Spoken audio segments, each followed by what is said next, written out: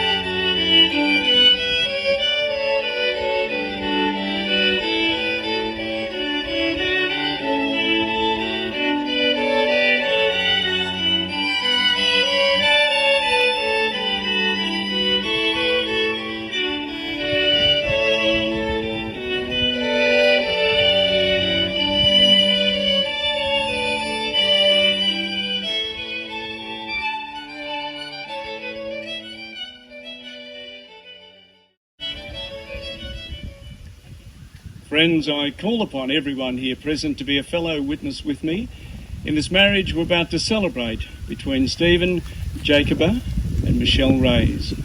Today is a special time of celebration not only for Stephen and Michelle, but for all of us who know and love them. We're here not only to witness their commitment to each other, but also to wish them well and every happiness for their future life together. It is one of life's richest surprises when the accidental meeting of two individuals leads them to proceed together along a common path. It is indeed one of life's finest experiences when a chance relationship grows into a permanent bond of love. This meeting and this growing are what bring us all together on this very special occasion. The uniting in marriage of these two friends to establish a new family is an important and memorable event. It brings together two separate families and backgrounds and creates a union that is a sign of hope in the midst of a sometimes intolerant society. Now, a wedding day is always a day to focus on the future with anticipation, but today, for our guests of honour, it's also a day of reflection, a day to look back on the past with fondness, remembering the journey they've made from their very first encounter to the marriage ceremony here today. And I think we should take a little bit of time to retrace the passage of this relationship before we get down to the business end of today's proceedings. To be able to tell you how this modern-day love story began, we have to travel back to two previous lifetimes so that we can see when, where and how these individual pathways converged, and which led to us all being here on this very special occasion. Gentlemen, please note, it's already started. Any single young men, you might want to start taking notes. This modern-day love story had its beginning in early 2016, time when, in both Stephen and Michelle's lives, when they were both not only looking for the possibility of future partners, but also to hope to change their respective lives' directions. And so often happens, in this contemporary time-poor period of life, they both turn to the internet to chance their luck. Now, whilst for Stephen, life and living conditions in Australia were always manageable, for Michelle, life in general was not even so easy or predictable in Manila, where just the job of life sometimes was just too hard. And so finding herself single at 28 years of age and a registered nurse of 7 years' experience, seemingly trapped in a feeling unfulfilled both professionally and financially, in a never-ending spiral of dissatisfaction with her life's destiny, she decided that she needed a new plan for the rest of her life. And at that point, when most of her nursing colleagues were applying for positions aboard, Michelle took the plunge and decided to try and join them. And so, with the assistance of two of her previous seniors, who had already transitioned to working in Australia, she applied for work as a registered nurse through an agency that sends nurses to Australia and New Zealand. As luck would have it, Michelle's efforts were soon rewarded, and she arrived in Australia on January the 13th, 2016, after which she commenced her RN bridging program in Myrtleford and Bright with some other successful Filipino nurses. After settling into a new role in a foreign country and having established working and living relationships with her new colleagues, when one of her classmates asked Michelle if she'd like to try online dating, her immediate reaction was one of rejection. As she told me, "I didn't want to entertain the idea as I was afraid of meeting guys online. I'm in a foreign country, plus the fact there's a lot of perverts in those apps." But she kept on asking me to try it as she's been doing it, so just to make her stop, I downloaded an app called Scout. And ladies and gentlemen, that's the beginning of what brought us all here today. Michelle told me, all of a sudden guys are messaging me from all over the place. I didn't reply to any of them. Then there was Stephen. He was the first guy who I replied to because I thought he looked decent. In brackets it said, and then she laughed. His first question was to ask if I was a Catholic, which I thought was a bit weird, but I had a feeling he was a good guy as well. Now, from Stephen's perspective, he also had good feelings about their early contacts, and he told me, as soon as we started chatting, we hit it off and began talking more. We exchanged phone numbers and began texting and calling each other daily. And from then on, they started chatting regularly in the app to the point where they eventually deleted that and then continued their conversation through Facebook Messenger, where they admitted to talking, sometimes forever, for everything under the sun. In fact, they got along so well from the beginning, they soon gave each other new nicknames based on their respective names. Michelle called Stephen Jaco because he was part of his name, and he renamed Michelle Shelley because, as he said, her already established nickname of Mitch was usually given to guys in Australia. Michelle accompanied that comment to me with a sad face emoji. Now, at the time, Stephen was living in Wodonga and studying theology, and Michelle was finishing her aged care placement in Myrtleford prior to doing her established and designated acute placement in Bright. And then at the end of the 3-month visitor's visa, she was heading back to Manila on the 29th of April. After completing her study commitments and returning to Manila, and even despite the 3-hour daily lag in Australian time, Stephen never failed to message Michelle every day, and of course she always replied. And not only did they never miss messaging each other every single day, they even started to video chat.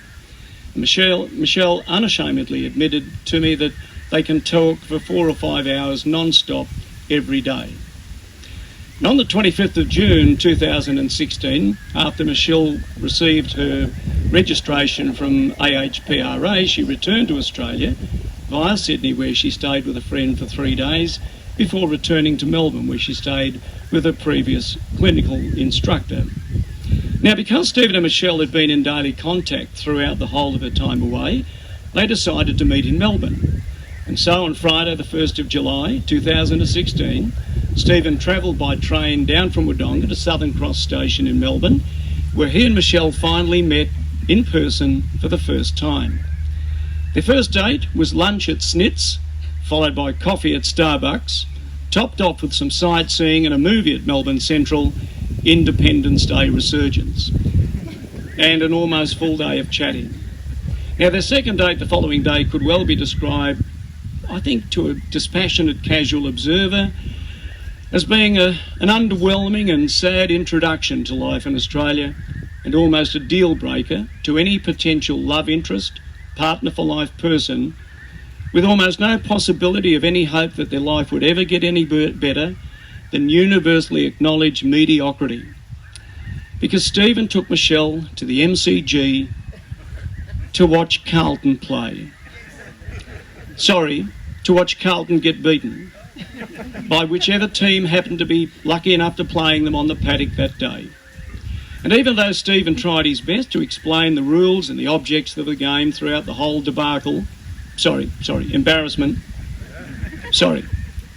nationally sanctioned modern-day equivalent of Roman eras throwing Christians to the lions, Michelle sadly didn't understand one word of it. And that was a shame because, as Stephen told me, I took Michelle to the footy and I was explaining the game to her, and I kept calm as I normally yell and get carried away, but my team, Carlton, has been hopeless for 20 years. Since he wrote that, they've continued to be hopeless. On Sunday, which turned out to be their third unofficial date, Michelle accompanied Stephen back to Southern Cross Station so he could catch his return train trip back to Wodonga. And as she was staying out of the city, she also had to catch a bus from the station. Well, as luck or fate would have it, after saying their goodbyes, Stephen arrived at the platform just in time to see the rear of his train leaving the station. He missed it. And so with the opportunity having knocked, he texted Michelle with his sad news, and she got off her bus before it even left, and they spent the rest of the day together, during which they officially decided to be a couple, although according to Stephen, they were practically been dating since February. And over the ensuing months, Stephen visited Michelle twice again in Melbourne before she relocated to Forbes in New South Wales for work on Friday the 30th of September. In early November, Michelle travelled down to Wodonga to visit Stephen, along with some of her fellow friends from Forbes. Now, with the end of the year approaching, Stephen invited Michelle to spend Christmas with him and his family in Wodonga and Howlong, after which he returned to Forbes with her ostensibly just for the new year, although he did end up staying a bit longer than that. Now, for those of you counting pages, folks, we're nearly at the end of this. We've got time to send out for a pizza if you like. On the 25th of February 2017, Stephen drove to Forbes to help Michelle move into a new unit, whilst he didn't return to Wodonga until June 2018. They both returned several times for the holidays. Stephen soon found employment at Bunnings, and Michelle has continued to work as a registered nurse in the aged care facility. Stephen and Michelle eventually moved into a larger unit, and over their time together, they've enjoyed travelling around throughout New South Wales, the ACT, and also to Victoria. Now, with time passing, Stephen was well aware of the fact that he had, I guess, one more job to do. So he commenced his planning. Now, on the occasion of Michelle's 33rd birthday, Wednesday, 26th of February 2020, I know you're all working out the dates, Stephen organised a surprise day trip to the Cowra Japanese garden, and when he decided that the time and the place were just right at the koi pond, he took Michelle by surprise when he knelt down on one knee and asked her to marry him. Now, folks, I think given the fact that we're all here today on this special occasion, we can assume she said yes. And apart from the obvious excitement and the sentiment of the actual moment, there were two other elements to the day that really touched Michelle and demonstrated to her what a caring and thoughtful person that she'll be sharing her life with. Now, firstly, Michelle's family were already aware of what was going to happen on the day because Stephen had asked her dad for his permission to ask for a hand in marriage the day before, and her dad gave Stephen his blessing. And secondly, Stephen placed the engagement ring inside a special ring box that he had actually personally made. Now, ladies and gentlemen, I did ask both Stephen and Michelle for any last words, and just for the conclusion of this ceremony, now Stephen told me, now we're getting married and plan to spend the rest of our lives together. Michelle, quite understandably, wanting to have the last word, said, May the 8th, 2021, I'll be marrying the love of my life. Now, Stephen and Michelle know that a relationship of real love can never be taken for granted, can only survive and grow when both lovers maintain the will to openly and sensitively develop their relationship as equals. And it is in this special spirit that they stand in front of all of you on this day. Now, I, Bruce Kilpatrick, a registered civil celebrant, duly authorised by law to perform and solemnise marriages in Australia. Before you, Stephen, and you, Michelle, are joined together in marriage in my presence, in the presence of these witnesses, I'm to remind you of the solemn and the binding nature of the relationship into which you are now about to enter. Marriage, according to law in Australia, is the union of two people to the exclusion of all others and is entered into voluntarily for life. And do you, Stephen, take Michelle as your friend and love, beside you and apart from you, in laughter and in tears, conflict and tranquility, loving what you know and trusting what you don't know yet in all the ways that life may take you? I do. Good. Do you, Michelle, take Stephen as your friend and love, beside you and apart from you, in laughter and in tears, conflict and tranquility, asking that you be no more than yourself, loving what you know and trusting what you don't know yet in all the ways that life may find you? Good. Just get you to make your vows to each other. And Stephen, you get to go first. I call upon the persons here present to witness that I, Stephen, take you, Michelle, to be my lawful wedded wife, to have and to hold from this day forward, for better, for worse, for richer, for poorer, in sickness, in health, for the rest of my life. Thank you. I call upon the persons here present to witness that I, Michelle, take you, Stephen, to be my lawful wedded husband, to have and to hold from this day forward, for better, for worse, for richer, for poorer, in sickness and in health, for the rest of my life. Thank you. Now, do we have anybody present who'd been entrusted with valuable pieces of jewellery? What did you, mate?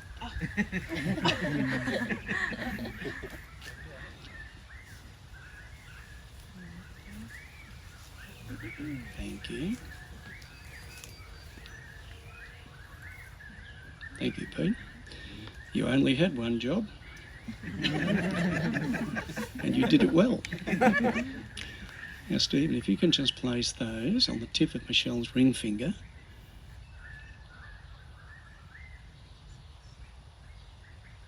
Hold it there and repeat after me. Michelle, take this ring Michelle, take this ring as a symbol of our love, as a symbol of our love, trust and commitment trust and commitment to each other now and always. to each other now and always. Yep.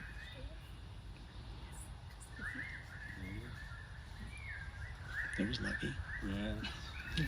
Michelle, if you could just place that on the tip of Stephen's ring finger and repeat after me. Stephen, take this ring as a symbol of our love, Stephen, take this ring as a sign of our love, trust and commitment to each other trust and commitment to each other. now and always. The roundness of these rings betokens the endlessness of love. Their pure metal speaks of the purity of love, and their value reminds us that we should defend and protect that which we hold most valuable in life. You'll wear them with love and with honour. This next reading, ladies and gentlemen, is from Corinthians. Love is patient, love is kind, love is not envious or boastful or arrogant or rude. It does not insist on its own way. It is not irritable or resentful. It does not rejoice in wrongdoing, but rejoices in the truth. It bears all things, believes all things, hopes all things, endures all things. Stephen and Michelle, to be true and genuine, this ceremony is something more than just a legal recognition of your marriage, regarded also as a symbol of your love. You've declared before all of us that you'll live together in marriage. You've made special promises to each other within the context of your own special ceremony.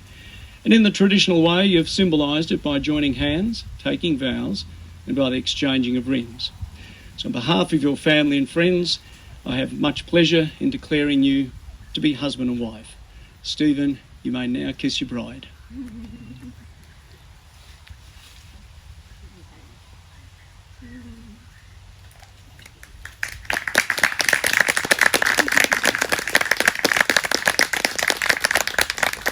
Ladies and gentlemen, a lot of people don't realise the power that celebrants have. We have the opportunity towards the end of the ceremony to decide whether we think it came up to scratch. And I have to say, I think we could have improved a few elements. I'd like to go back a little bit with your indulgence. There's this little bit here, I did that, I thought that was excellent. There's this bit here, I think we could improve this just a little bit. Stephen, you may now kiss your bride, but this time I think a little bit better.